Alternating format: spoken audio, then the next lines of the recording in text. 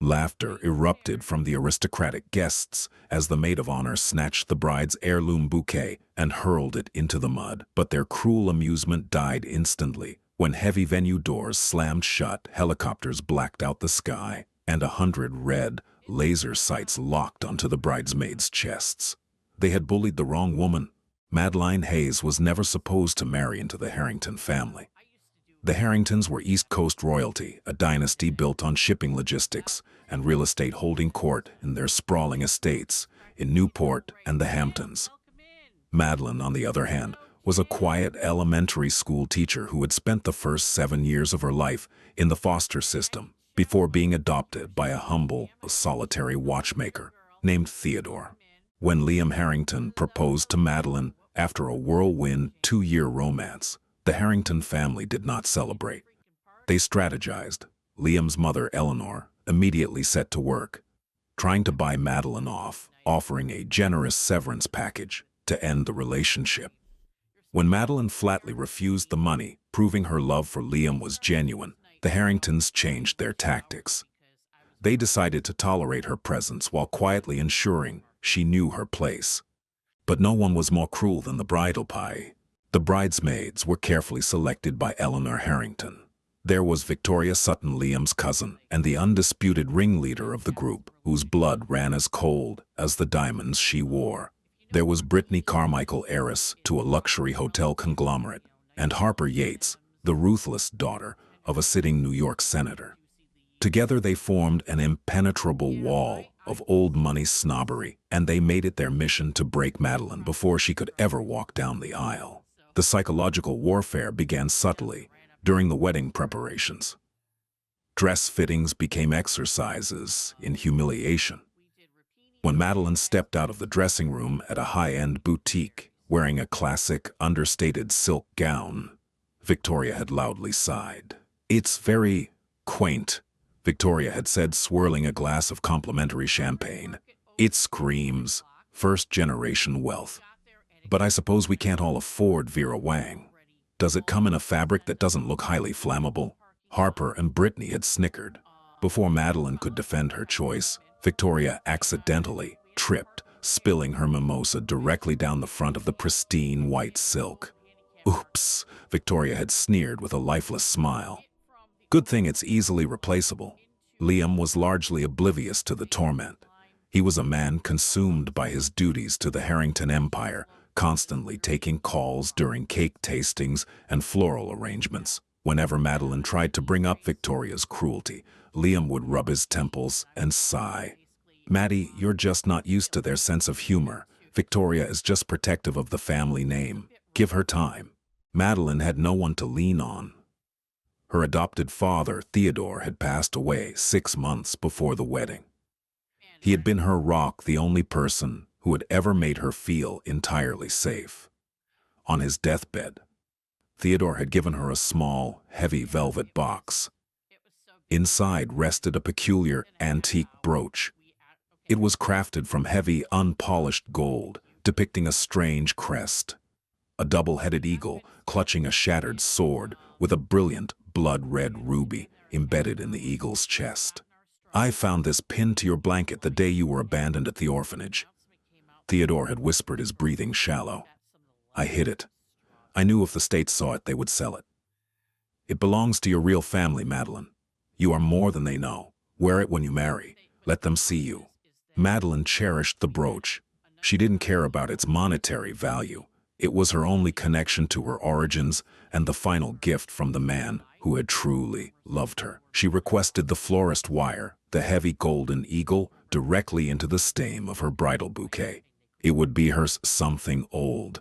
As the wedding week approached, the bridesmaids escalated their campaign. They forgot to invite Madeline to her own bachelorette weekend, jetting off to St. Bart's and leaving the bride alone in her apartment. They ordered their bridesmaid dresses 2 sizes too small and blamed Madeline for the sizing error, loudly complaining to the Harrington extended family that the bride was trying to make them look fat. On the eve of the wedding, during the rehearsal dinner at the exclusive Oak Room, Victoria cornered Madeline in the powder room. "You think you've won because there's a ring on your finger," Victoria hissed, cornering Madeline against the marble sinks. "You're a parasite, Madeline, a nobody who clawed her way out of the foster system to latch onto Liam's trust fund. Tomorrow you might get his last name, but you will never be one of us. We will make your life in this family a living hell." Madeline stared back, her heart hammering against her ribs, but she held her ground. "I love Liam," she said softly but firmly. "And I don't need your approval, Victoria." Victoria's eyes narrowed into venomous slits. "We'll see about that." Unbeknownst to anyone in the Harrington family, the antique brooch Madeline had pinned to her bridal bouquet had already triggered a silent alarm. 2 weeks prior, when Madeline took the brooch to a local jeweler to be polished, the jeweler had recognized the crest. He had quietly taken a photograph and uploaded it to an international antiquities registry. Halfway across the world, in a highly secure government intelligence center in Northern Europe, screens had lit up. The crest was not just a piece of jewelry. It was the sovereign seal of the royal house of Valdemar, a lineage thought to have lost its only heir during a violent political uprising 26 years ago. The wedding day dawned crisp and clear. The venue was the sprawling Oaxaca Castle on Long Island, a breathtaking estate boasting manicured French gardens, towering stone archways, and a courtyard featuring a massive cascading stone fountain. It was a picture-perfect setting for a high-society wedding, packed with 400 of the East Coast's most influential elite. From the moment Madeline arrived, the bridesmaids began their sabotage. While helping Madeline into her gown, Brittany purposely stepped heavily on the delicate lace train, tearing a 2-inch hole near the hem. "Oh my God, I'm so clumsy today," Brittany deadpanned, not looking the least bit sorry.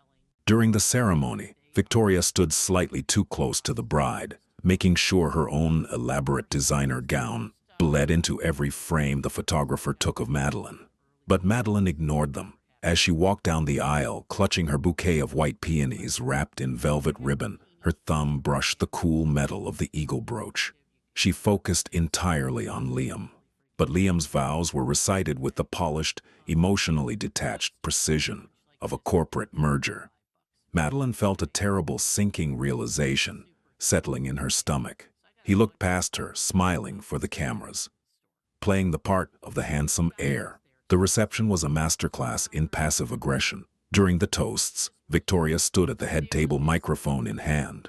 To Liam and Madeline, Victoria announced, raising her glass of Dom Perignon. "It is truly inspiring to see a modern Cinderella story. It just goes to show that no matter where you come from, even if it's absolute rock bottom nowhere, if you find a man with a big enough heart and an even bigger bank account, miracles can happen. Cheers to the charity case." The aristocratic crowd erupted into polite, cruel chuckles. Madeline's face burned. She looked at Liam, expecting him to defend her, to take the microphone and demand respect for his new wife. Instead, Liam just chuckled nervously, patting Madeline's hand. "She's just teasing Maddie. Let it go." The final insult came during the bouquet toss. It was nearing sunset. The coordinator ushered all the single women out onto the grand stone terrace, overlooking the estate's majestic courtyard and the deep, muddy waters of the antique fountain. Madeline didn't want to throw her bouquet. The eagle brooch was heavily wired into the stems, and she intended to keep it. "Just throw the spare, Maddie," Liam urged, looking at his watch. "The photographer is losing the light." Madeline turned to grab the smaller secondary bouquet provided by the florist, but Victoria intercepted. "Oh, no you don't," Victoria sneered, snatching the primary bouquet, the one bearing the royal seal, right out of Madeline's hands. "You don't get to keep the flowers, sweetheart. That's not the tradition." "Victoria, give that back." Madeline panicked, reaching for it. "My father gave me the pin on that bouquet. It's all I have of him." Victoria looked at the heavy gold eagle and rolled her eyes. "Hey, this tacky piece of junk. It looks like it came out of a cereal box. Honestly, I'm doing you a favor." "Victoria, please," Madeline begged, tears welling in her eyes. The crowd of wealthy guests watched in hushed amusement. "Catch, ladies!" Victoria shrieked, but she didn't throw it backward over her head. Instead, Victoria turned and hurled the bouquet with all her might over the stone balustrade. Madeline screamed as the bouquet arched through the air and plummeted down into the churning, murky waters of the massive courtyard fountain. The heavy gold brooch dragged the white peonies beneath the muddy surface instantly. It was gone. Madeline collapsed to her knees on the stone terrace, sobbing uncontrollably. The one link to her past her identity. Her father's love tossed away like garbage for a cheap laugh. Victoria burst into hysterical laughter, high-fiving Brittany and Harper. "Oops. Overthrew it. Maybe you can fish it out of the mud later, Cinderella." "Liam," Madeline sobbed, looking up at her new husband. "Liam, do something." Liam sighed, looking terribly embarrassed by Madeline's display of emotion. "Madeline, stop making a scene. It's just a cheap pin. I'll buy you a real diamond one tomorrow. Now get up, people are staring." Madeline stopped crying.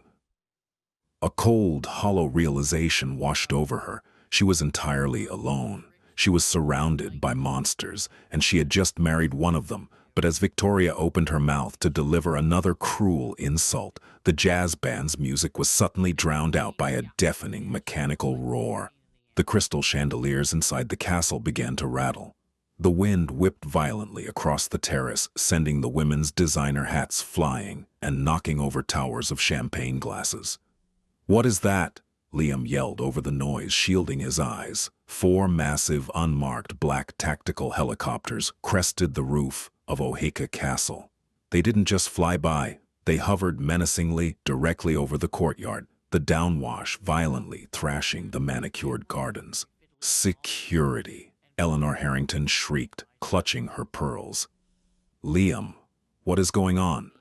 Before the estate's private security could even draw their radios, the heavy oak doors of the grand ballroom slammed shut, with a thunderous boom locking from the outside. The terrace gates were forcefully kicked open. Dozens of men dressed in pitch-black combat gear, heavily armed and moving with terrifying synchronized precision, flooded the terrace.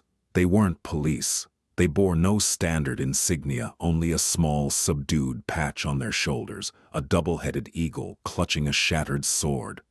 "Stay exactly where you are," a voice boomed over a megaphone. The wealthy guests screamed and scrambled, but they were instantly corralled.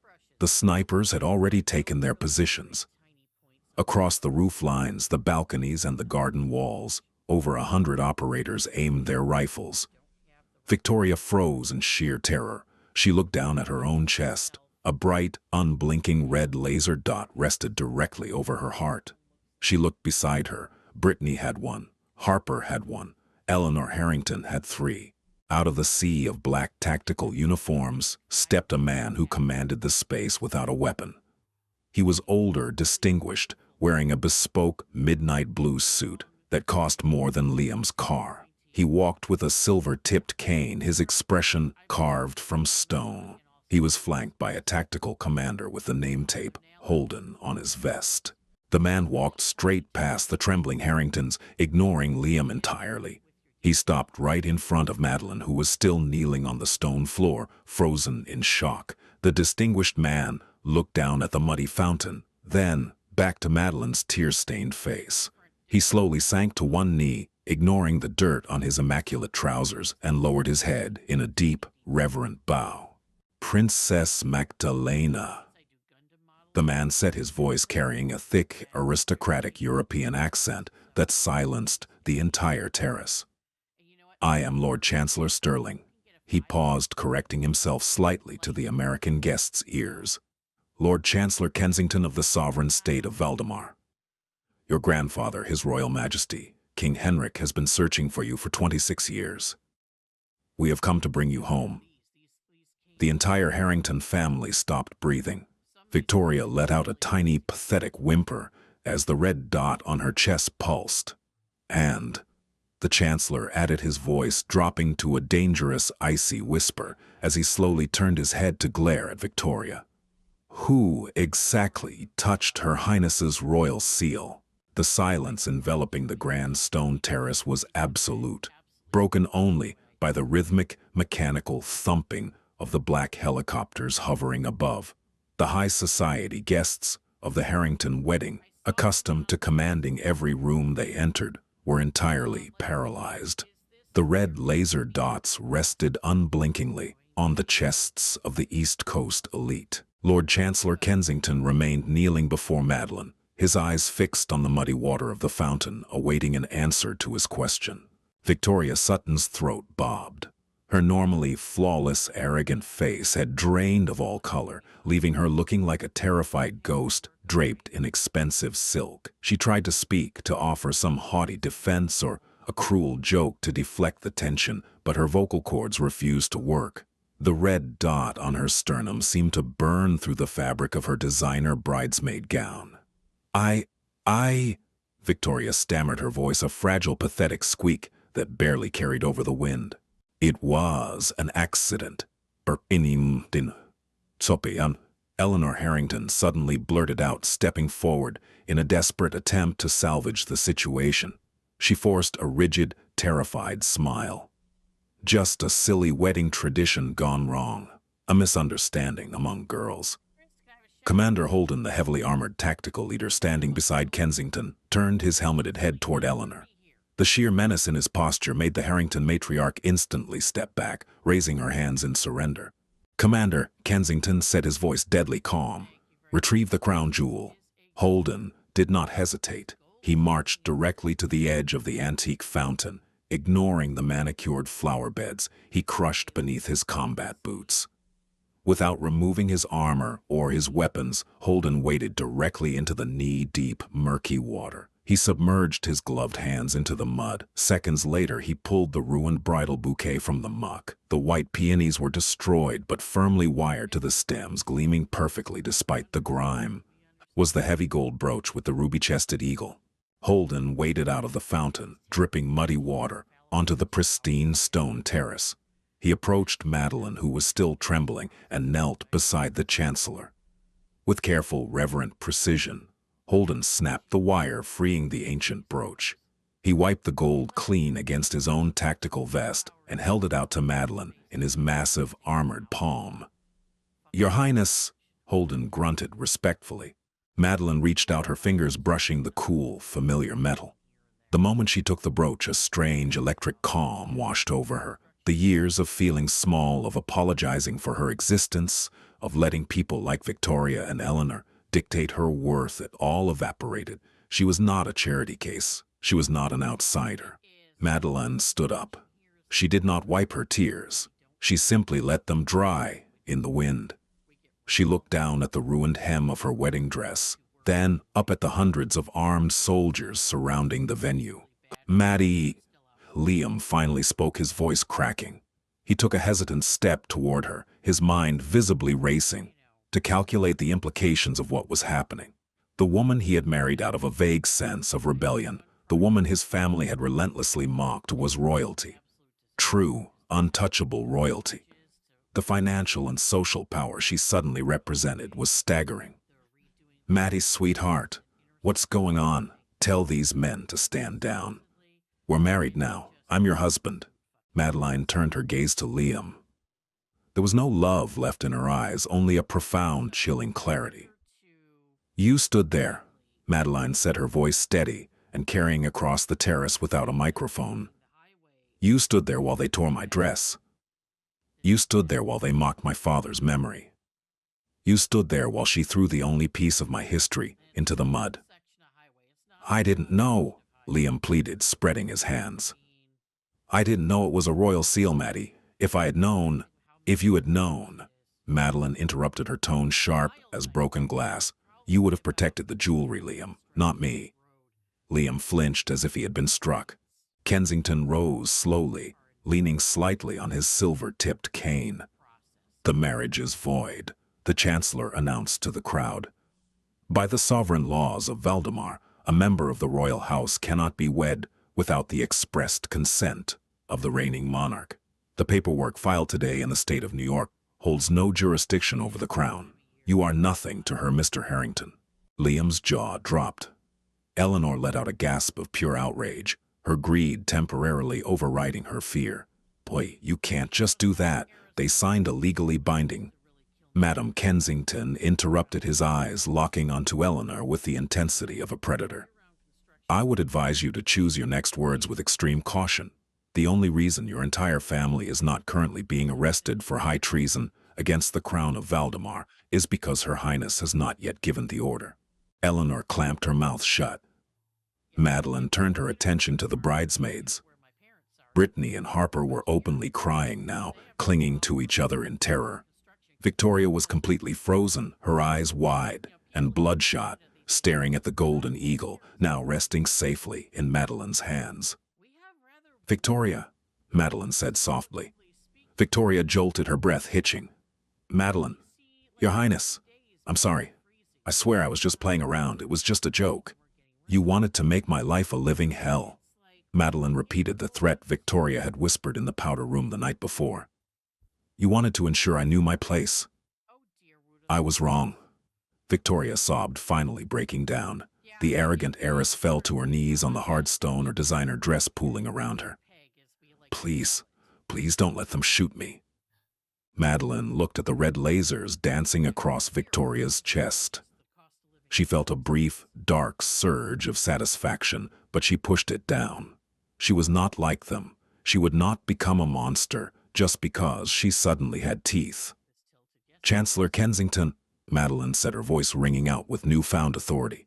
"Yes, Princess Magdalena, turn off the lasers. We don't execute pests." Kensington gave a subtle nod. Commander Holden tapped his radio. Instantly, the 100 red dots vanished from the chests of the Harrington family and their guests.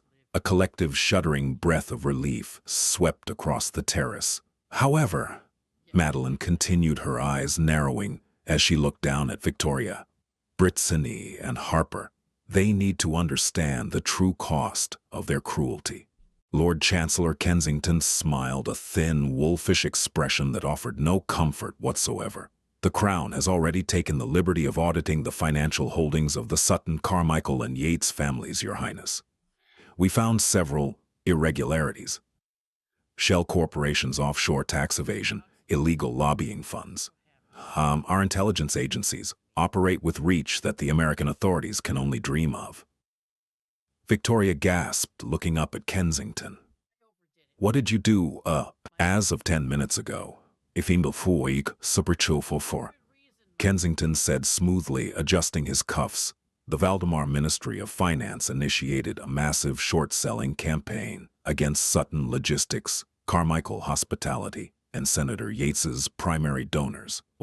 Simultaneously, anonymous, highly verified dossiers containing decades of your family's financial crimes were leaked to the Department of Justice, the SEC, and every major news outlet on the eastern seaboard." Brittany let out a piercing shriek. "My trust fund, you can't." "By tomorrow morning," Kensington continued, ignoring the outburst, "your empires will be tied up in federal indictments. Your bank accounts will be frozen. Your social standing will be utterly eradicated. You thought you were untouchable because of your money, so the Crown removed your money." The terrace erupted into chaos. Eleanor Harrington shrieked and fainted into the arms of a groomsman. Harper collapsed onto the stone floor, sobbing violently into her hands. Victoria knelt there, completely hollowed out, staring blankly at the muddy fountain as the reality of her complete ruin set in. The elite guests whispered frantically, pulling out their phones only to find they had absolutely no signal. The helicopters were jamming all local towers. Madeline watched the destruction of her tormentors. She felt no pity. For years, these people had used their wealth as a weapon to crush anyone beneath them. Now they were experiencing what it meant to face a power they could not bribe or intimidate. "It is time to go home, Your Highness," Kensington said gently, offering his arm. "Your grandfather has waited 26 years to see you. The kingdom of Valdemar is waiting for its heir." Madeline unpinned the veil from her hair and let the expensive lace blow away in the wind. She looked at Liam one last time. He looked small, weak, and utterly irrelevant, standing among the panic of his ruined family. "Goodbye, Liam," Madeline said. She turned and took the Chancellor's arm. Commander Holden and the tactical operators formed an impenetrable armored ring around her. They walked away from the ruined ceremony across the pristine lawns and toward the largest of the black tactical helicopters that had just touched down in the center of the estate's grand garden. The rotors kicked up a massive storm of dust and rose petals as Madeline stepped aboard. She sank into the luxurious leather seat of the aircraft, feeling the heavy vibration of the engines through the floorboards. Holden secured the door, sealing out the screams and the chaos of the Harrington wedding. As the helicopter lifted off into the darkening sky, leaving Oaxaca Castle looking like a tiny, insignificant speck in the distance, Madeline looked down at her hands. She opened her palm and stared at the golden eagle brooch with the ruby heart. She had spent her entire life believing she was unwanted, a discarded secret left in a velvet box. She had spent the last 2 years desperately trying to fit into a world that despised her, shrinking herself to make room for their egos. But she would never shrink again. The flight across the Atlantic took hours, but Madeline didn't sleep. She listened as Kensington explained her history, the political assassination of her parents when she was an infant, the loyal guard who had smuggled her out of the country to America, placing her in the foster system to hide her from the usurpers. He explained how her adoptive father, Theodore, had unwittingly protected the most important secret in the world just by keeping her safe. He explained that the usurpers had finally been overthrown and the old king was dying, desperate to place the crown on the rightful head. When the sun finally rose, casting a brilliant golden light across the horizon, Madeline looked out the window. Below her lay the sovereign state of Valdemar. It was a breathtaking landscape of towering snow-capped mountains, deep emerald valleys, and an ancient, sprawling city built around a massive coastal bay. At the center of the city stood a magnificent royal palace, its spires reaching toward the sky. Thousands of people had gathered in the massive square before the palace gates. They were waving flags, weeping and cheering. The news had already broken. The lost princess had been found. The helicopter began its descent, the deafening roar of the rotors mingling with the distant, thunderous applause of a nation welcoming its daughter home. Madeline sat up straight. She smoothed the skirt of her ruined wedding dress. She pinned the golden eagle directly over her heart. She was no longer Madeline Hayes, the quiet teacher. She was no longer the Harrington family's punching bag. She was Princess Magdalena of the royal house of Valdemar. And she was finally home. The doors of the helicopter opened, letting in the crisp, cold mountain air and the roaring cheers of her people. Madeline stepped out onto the tarmac, her head held high, stepping out of the shadows and into the brilliant, blinding light of her new empire. The crown awaited her and she was ready to wear it. The world would never look down on her again. And that is how a bullied bride discovered she wasn't an outcast, she was a queen. The Harringtons lost everything, proving that true power isn't about the money you flaunt, but the legacy you carry. If you love this story of ultimate revenge and royal justice, hit that like button right now. Share this video with someone who loves a dramatic plot twist, and don't forget to subscribe for more crazy real-life story times every single week. See you next time.